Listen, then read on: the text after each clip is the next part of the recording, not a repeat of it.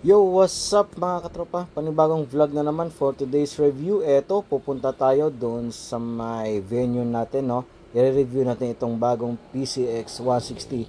Magugulat kayo sa itsura nitong PCX 160 na to. So let's go, samahan nyo ako.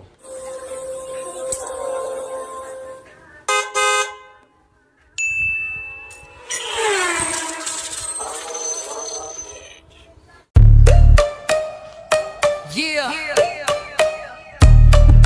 Westside talk, this ain't no gimmick. They act like us, but they timid. They play the part, but don't got the scars. Tryna ride waves, we designed the bars. Circle too tight, can't fake this right. Talk big online, in real life they blank. Not in my circle, not in my crew. Y'all move funny, we move true. Talk that talk, better walk it too. Not like us, nah, not like you.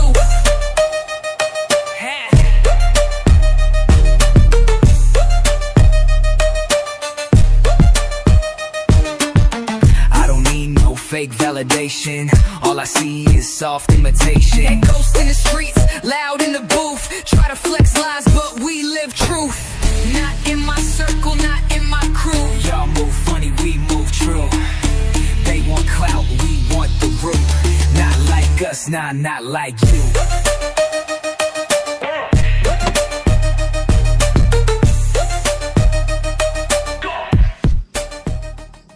Yo, what's up mga katropa? Panibagong vlog na naman tayo. Ito for today's content. Kung nakikita nyo sa aking likuran, ayan o.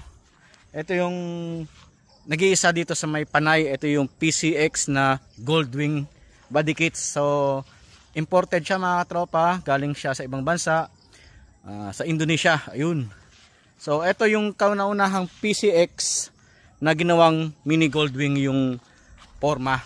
So, ayan. Ikutin natin yan mga katropa. Siyempre bago ko simulan yung vlog na to, thank you kay Sir Daniel Carter sa pagpapahiram ng kanyang motor. Yan mga tropa. So shout out sa iyo.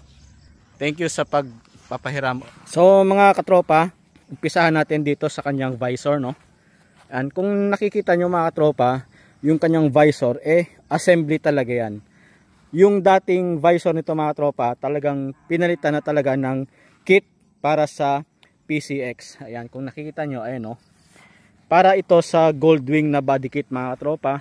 Tapos, kung nakikita nyo rin, yung kanyang side mirror, ayan. Tapos, meron niyang signal light dito mga tropa. So, dito tayo, sa kanyang harapan, ayan o. Kung nakita nyo, hindi na siya mukhang PCX mga tropa. Meron na siya talagang full na body kit dito sa tagiliran. Ayan. Tapos, ganun din sa kanyang pinaka fender. Iba na rin mga tropa, hindi na yung original or stock na fender ng PCX yung nakalagay dito. Bale, pinalitan na yon, talagang ito na yung kinabit. Kung nakikita nyo rin mga tropa, dito sa kanyang tagiliran, ayan o, naka body kit talaga yan mga tropa. Ibang iba talaga yung itsura nyan kumpara sa may wala pang body kits. Tapos syempre meron dyang Honda na naka-emboss, no? Ayan o. Tapos dito sa kanyang footboard banda, ayun, meron yang ilaw. Tapos dito sa kanyang pinakababa ng footboard, ayun, meron din siyang body kit. Made of fiberglass daw ito mga katropa.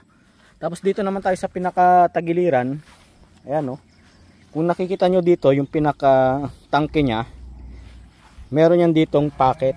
Ayan, lagayan ng phone. Tapos ganun pa rin naman, mabubuksan pa rin naman yan. Tapos syempre nandun pa rin yung pinaka charger nya, cellphone charger. Ayan o. Tapos syempre ganun din. Pwede ka rin dito maglagay ng coins, ganun. Dito naman cup holder. So pwede ka maglagay ng bottled water, soft drinks or etc. Para hindi ka na maglagay-lagay ng anong accessories pa para maglagay ng bottled water. Tapos dito naman mga tropa, yung kanyang gas tank, meron niyang lock dito. So hindi niya na nilock para easy na siya. Doon siya mag-gas tank. Ganun pa rin naman, syempre pipindutin pa rin naman dito yan para mabuksan yung gas tank lid.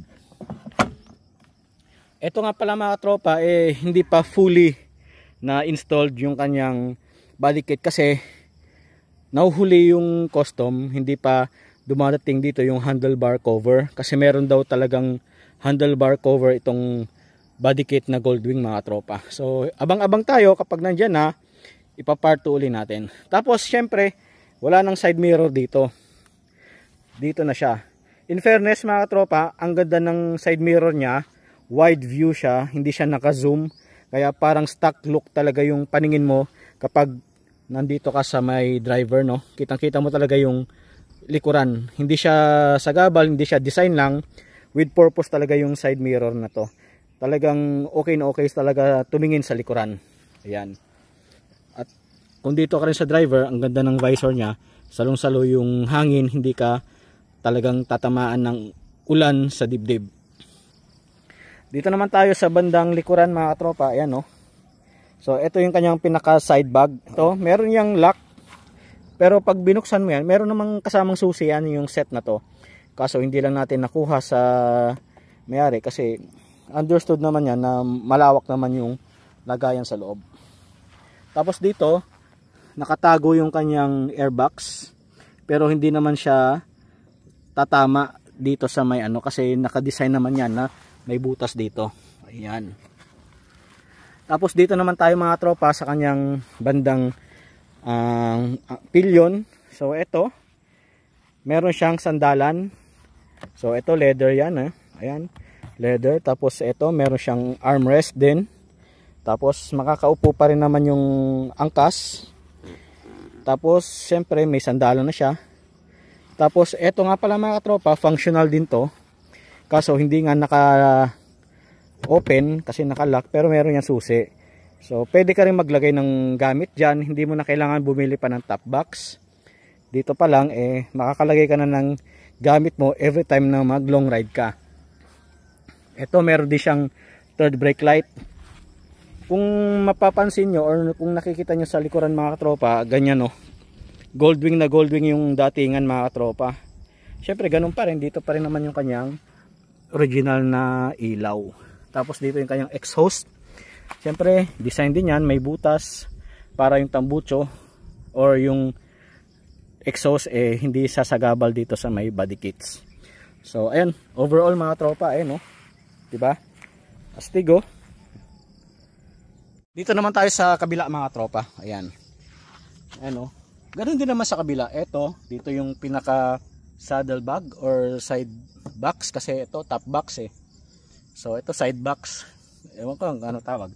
Tapos ito yung pinaka exhaust nya, may butas rin dito kaya hindi rin siya tatama kapag magpe-play yung suspension. So ganun din naman sa kabila. Ayan, oh. Ayan, meron siyang ganun dito, balance na balance din siya. Tapos mga tropa, yung pinaka under compartment nito, ganun pa rin yan, dito pa rin yan pipindutin sa pinaka fuel ano nya, seat nya. Ayan, buksan natin. Ayan, oh. Ayan mga tropa, so nabubuksan pa rin naman siya. Ayan. Kaya hindi pa rin talagang sagabal. So ayan mga tropa. So syempre napansin ko nung dinadrive ko ito, syempre may part na talagang medyo may kabigatan kumpara sa stock. Pero ang importante naman kasi yung forma, hindi naman pabilisan. Pero kung gusto mo naman pabilisin talaga, may paraan naman niya mga katropa. Nandyan yung magpalit ka ng CVT or mag-upgrade ka ng engine or kung gusto mo magpa-remap. Marami namang paraan para pabilisin mo itong motor na to. Pero kung gusto mo naman na touring-touring lang, no need na. Hindi naman talaga kailangan pabilisan. Importante, maporma yung motor. Kung nakikita nyo, di ba, astig na astig mga tropa. Ayan, tingnan natin yung mga angle nya. Ikutin natin. Ano, yung harapan, no, astig, oh. Ito nga pala mga tropa, ay first in Panay Island. So, dito yan sa Pandan Antique mga tropa. Ayan. Sa sabi ng may-ari, soon daw gagawa sila ng body kit ng PCX na Goldwing, tapos magma-market sila kahit saang sulok ng Pilipinas. Magpapa-open daw sila sa shipping, ganun. So abang-abang nyo lang mga tropa kasi ito yung pinaka sample, pinakaunang body kit ng Goldwing sa PCX. So kung sa akin, may forma yung itsura kumpara mo sa stock kasi lumapad, humaba, tumaba, ganon. Tapos ito sinali din sa motor show naging nanalo din siya, nakabingwit din ng award sa best in semi-modified or touring. Yan, pwede siyang ilaban. Yan mga tropa. Dito nga pala sa side mirror mga tropa, pwede rin siyang itupi. Yan o. Ayun. So ayan, naka-fold na siya. Ito yung hindi naka-fold yung kabila. Ito naman yung naka-fold. Diba? Balik natin. Ayun siya mga tropa. Maganda yung itsura niya. Lalo na pag nagda-drive ka. Parang hindi PCX yung feeling mo. Ayun. Ayun mga tropa. Siyempre, pasalamatan ulit natin yung may-ari ng PCX Mini Goldwing, no?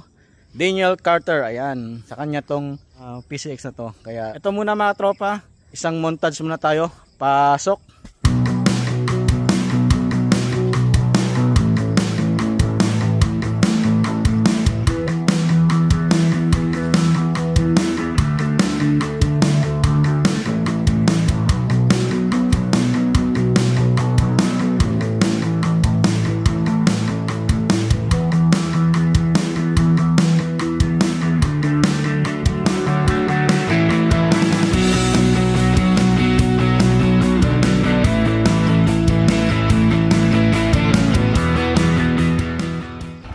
Ito nga pala mga tropa, hindi natin na check up. Gumagana na pala yung mga lights niya kasi dati nung sinabi niya sa akin hindi pa raw gumagana yung lights. So ito, gumagana na pala yung mga lights niya mga tropa. Yan, meron siyang LED turn signal light dito sa kanyang side mirror. Ito pa rin yung kanyang stock. Meron din siya dito sa may footboard, kulay blue. Ayan, pwede naman palitan yan kung anong gusto nyong kulay. Tapos ito yung sa kabila. Yan, hazard natin. Ganda oh. Yan mga tropa. Yan yung pinakailaw nyo. So kompleto siya, all working siya mga tropa. Dito naman tayo sa bandang likuran. Ayun. Blue rin yung kanyang tail light. Ito yung kanyang third brake light. Try natin. Ayan oh. O diba? Kapag pe-preno, sumasabay yung blue, sumasabay yung red dito sa top box. Alright. Tapos ayan mga tropa, ayan o, meron din siyang tail light dito, meron siyang signal light dito. Ayan, all working pala siya mga tropa. So naikabit na pala lahat ng lights. Diba? Ganda no? Talagang premium talaga mga tropa, hindi lang basta body kit. Meron siyang lightings. Kasi pag nung in-order daw ito mga tropa, kompleto na yan.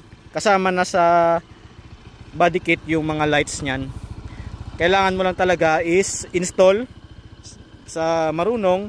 Tapos yung kanyang body kit puro plug and play lang naman yan mga katropa.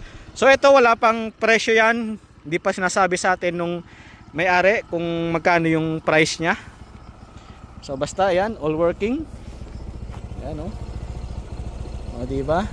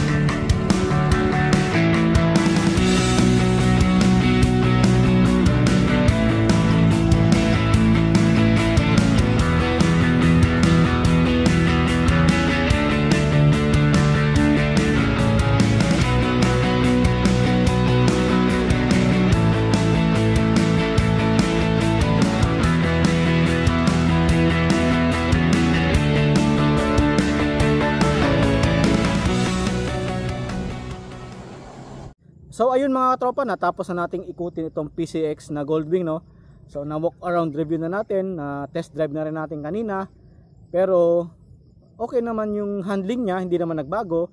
Medyo bumigat na siya ng konti, pero sa forma talaga mga tropa, talagang solid to. At saka head turner talaga siya mga tropa. Every time na mag-drive ako, talagang yung tao napapalingon. Ayun, ito yung advantage ng ikaw pa lang yung may ganitong itsura ng PCX sa lugar nyo. So yun mga tropa, maraming salamat sa inyong panonood. Don't forget to like, share, and subscribe. Syempre, don't forget to on notification bell para updated kayo sa i-upload ko na video. Maraming salamat mga tropa. Enjoy, ride safe, and God bless.